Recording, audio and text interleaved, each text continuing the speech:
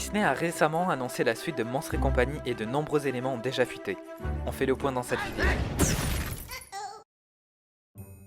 Pixar a mis en chantier ce nouvel opus de Monstres et compagnie il y a un moment déjà. C'est en 2004 que le studio Circle 7 est créé pour se concentrer sur les suites des productions Pixar.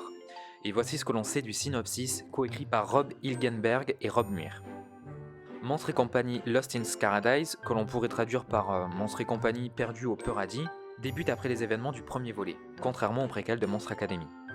Pour rappel, le premier volet se termine après que Sully et Bob ont décidé de ramener leur jeune ami Boo dans le monde des humains et découvert que le rire était beaucoup plus puissant que les cris des enfants, entraînant ainsi une transformation totale du système de production énergétique de Monstropolis. Alors que pouvons-nous attendre de cette suite ? Déjà, nous retrouvons Bob et Sully. Les deux monstres n'ont pas oublié leur jeune amie humaine et décident de lui faire une surprise pour son anniversaire.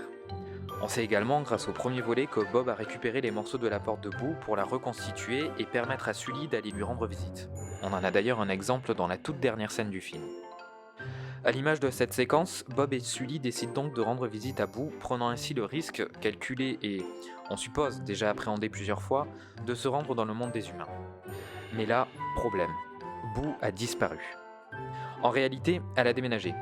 Les deux monstres n'ont aucun moyen de savoir où se trouve la fillette et sont profondément attristés par cette découverte. Qu'est-ce qui pourrait être pire que cette situation ? Bob et Sully se retrouvent coincés dans le monde des humains par un coup du sort. Le seul espoir pour rentrer à Monstropolis, retrouver Boo. Les deux amis vont donc devoir évoluer dans un monde inconnu plein de dangers pour tenter de retrouver l'enfant et essayer de rentrer chez eux. Ces nouveaux enjeux vont nous permettre d'en apprendre davantage sur les personnages de Bob et Sully, ainsi que sur leur relation, qui sera à coup sûr mise à l'épreuve. Le fait de voir ces deux monstres livrés à eux-mêmes dans notre monde s'avérera sûrement aussi comique qu'épique. Ce que vous voyez là, ce sont les concept art et storyboards du projet. Et c'est tout ce que vous verrez du film. Car Monstres et compagnie Lost in Paradise ne verra jamais le jour. Et oui, ce projet, aussi intéressant soit-il, a été annulé 2 ans après sa mise en chantier. Pourquoi ? Encore une fois, il s'agit de décisions stratégiques frustrantes de la part de la direction chez Disney.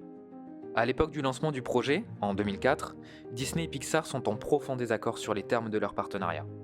En effet, des obligations contractuelles engagent les studios Pixar à produire 7 films, pour que Disney les distribue par la suite.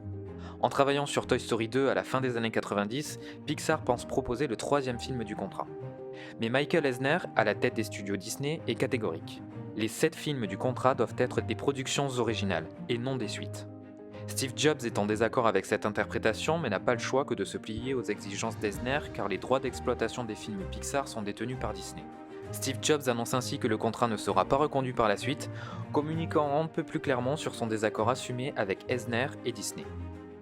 Et c'est là justement qu'Eisner crée les studios Circle 7, consacrés aux suites des films Pixar, Toy Story, Le Monde de Nemo et donc Monstres et compagnie, privant Steve Jobs d'une quelconque influence sur ses nouveaux opus. Mais fin 2005, Eisner est remplacé par Bob Iger. Le nouveau PDG de Disney est soucieux d'apaiser les relations avec Pixar et parvient à négocier le rachat du studio à Steve Jobs l'année suivante. En guise de bonne volonté, Disney rend les droits d'exploitation à Pixar sur les suites de ses films. Circle 7 étant une entité Disney et leur mission sur ces suites Pixar ayant été rendue à leur studio d'origine, le département ferme ses portes et ses projets sont annulés. Ces films avortés prendront même le nom de Pixarent, les Pixar qui ne sont pas. Certaines équipes sont transférées sur les nouveaux projets de suite Pixar, mais les concepts sont quant à eux tout bonnement abandonnés. On aura finalement droit pour la suite de Monstres et compagnie à Monster Academy en 2013. Voilà donc ce que l'on n'aura a priori jamais la chance de connaître. Une suite au Pixar Monstres et compagnie pleine d'ambition et de belles promesses.